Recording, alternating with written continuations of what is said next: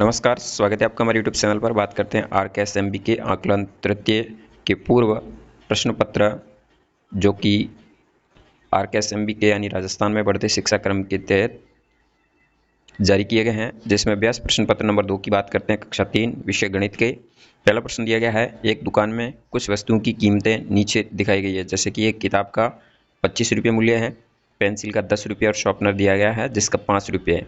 महेश ने एक किताब और एक पेंसिल खरीदी, तो कौन सा विकल्प उसके खर्चे को सही दर्शाएगा? तो एक किताब का मूल्य है 25 रुपये और एक पेंसिल का मूल्य है 10 रुपये, यानी दोनों को जोड़ने पर 25 + 10 दोनों को जोड़ने पर हो जाएगा 35। तो इसमें ऑप्शन नंबर राइट होगा 2, बी करेक्ट होगा। रुपये 35 इसका सही खर्च दर्शा रहा है। फिर बात करते हैं प्रश्न नंबर 2 की। इनमें से कौन सा अक्षर केवल सीधी रेखाओं से बनाया जा सकता है? सीधी रेखाओं से कौन सा बन सकता है? ए में जे दिया गया जो कि संभव नहीं है, बी में जी है वो भी संभव नहीं है, सी में डी दिया गया वो भी संभव नहीं है, और डी में डब्ल्यू दिया गया है जो सीधी ऐसे सीधी रेखाओं से संभव है। तो इसमें राइट होगा डी, ऑप्शन नंबर 4। बात करते हैं तीसरे प्रश्न की। दिए गए विकल्पों में से कौन सा विकल्प 9 दाई और 4 इकाई के बराबर है? 9 दाई यानी 90, 4 इकाई यानी 4। 90 और 4 को जोड़ने पर हो जाएगा 94, 94 जो कि ऑप्शन नंबर ए में दिया गया है, तो यहाँ पे ए राइट होगा। प्रश्न नंबर 4 में दी गई मोतीमाला के खाली बॉक्स में आने वाली संख्या को आपको लिखना है। यहाँ पे आप देख रहे होंगे 10, 20 फिर 30। यहाँ पे 10-10 का गैप दिया गया है, तो 20 से ऊपर कितनी हो रही है मोतीमाला में? 21 है, 22 है, 23 है, 24 है, 25 है और 26। तो यहाँ पे राइट होगा ऑप्शन नंबर सी, 26 पे आ जाएगा। बॉक्स में 26 अंक आएंगे, तो सी राइट हो जाएगा। फिर बात करते हैं प्रश्न नंबर 5 की। निम्न में से लुढ़कने वाली वस्तु कौन सी है? माचिस की डिब्बी, डस्टर, गेंद, पुस्तक। तो गेंद एक है जो लुढ़कती है, बाकी सब खिसकने वाली चीज़ें। तो यहाँ ऑप्शन नंबर सी राइट होगा। तो इस तरह से कक्षा 3 के गणित के पेपर का अभ्यास करेंगे। फिर बात करते हैं कक्षा 4 के गणित के प्रश्न पत्र अभ्यास नंबर 2 की। राखी के पास 10 फूलों की एक माला है। ऐसी 2 मालाओं में कुल कितने फूल होंगे?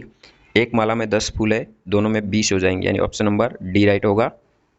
यहाँ पे आप फूलों को काउंट भी कर सकते हैं।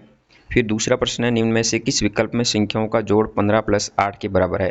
यानी 15 और 8 का योग होगा 23। 23 किसके बराबर योग यहाँ पे आपको दर्शा रहा है? तो ये ऑप्शन नंबर राइट होगा सी, जिसमें 11 और 12 का योग 23 होगा। तो सी राइट करेंगे दूसरे प्रश्न में। फिर तीसरा प्रश्न, 3 दाई में से 4 इकाई को घटाने पे क्या प्राप्त होगा? 3 दाई यानी 30 और 4 इकाई यानी 4 घटाने पर पीछे क्या रहेगा? तो पीछे रहेगा 26, ऑप्शन नंबर 1 राइट होगा। तो इसमें ए करेंगे।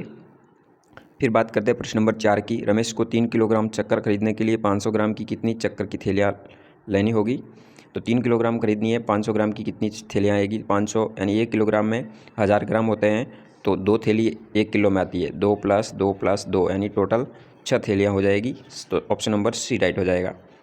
फिर बात करते हैं इस चित्र का कितना हिस्सा है वो छायांकित है। अब इस चित्र में टोटल कितने भाग किए गए हैं? 1, 2, 3, 4, 5, 5 इधर, टोटल 10 भाग है। अब 10 में से छायांकित कितने हैं? 1, 2, 3, 4 और 5 दिए गए, तो 5/10 हो जाएगा।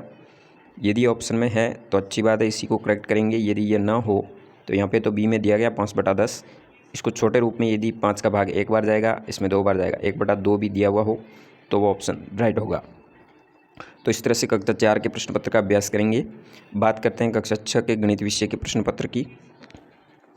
पहला प्रश्न है, इनमें से कौन सी संख्या 7009 है? इसमें से कौन सी होगी जो 7009 है?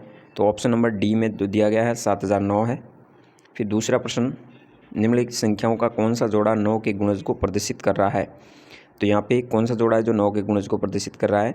1 9 बिल्कुल, 3 9, 3 और 6, 3 और 6 यानी 6 है वो 9 का गुणज नहीं होगा।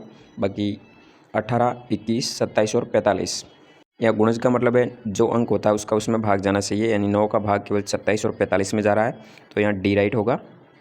फिर बात करते हैं अगला तीसरे प्रश्न में, 0 डिग्री से अधिक और 90 डिग्री से कम के कोण को क्या कहेंगे? न्यून कोण कहेंगे। तो ये राइट होगा ऑप्शन नंबर बी। फिर चौथा प्रश्न, श्याम के पास 300 रुपये हैं, उसने 10 पेंसिल 5 रुपये की दर से और 20 पेन 10 रुपये की दर से खरीदी, तो कुल उसके पास कितने रुपये शेष रहे? 10 पेंसिल यानी 5 रुपये की एक, यानी 50 रुपये की पेंसिल हो गई, और 20 पेन यानी 10 रुपये की एक पेन, यानी 200 रुपये की पेन हो गई। 200 और 50 हो गए 250 रुपये।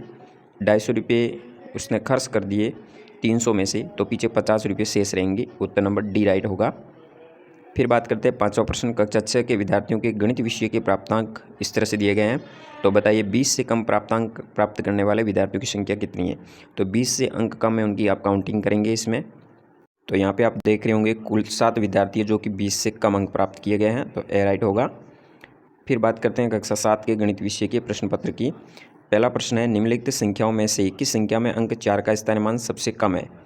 तो यहाँ पे आप 4 देख रहे हैं, सबसे कम स्थानीयमान इकाई के स्थान पर यदि आया तो वो होगा। तो यहाँ पे आप डी नंबर ऑप्शन में 4 दिया गया है, 4 इकाई के स्थान पे, तो यहाँ पे केवल 4 का मान 4 ही होगा। सबसे कम इस संख्या 7534 में जो कि इकाई के स्थान पे 4 दिया है उसका कम होगा।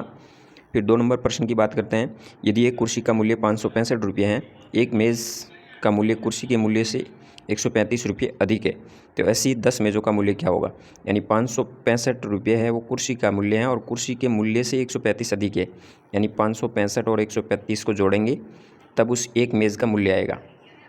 तो एक मेज़ का मूल्य 700 रुपये हो जाएगा। अब एक मेज़ का 700 रुपये होने पर 10 मेज़ों का मूल्य क्या होगा, तो 700 × 10 यानी 7000 रुपये होगा।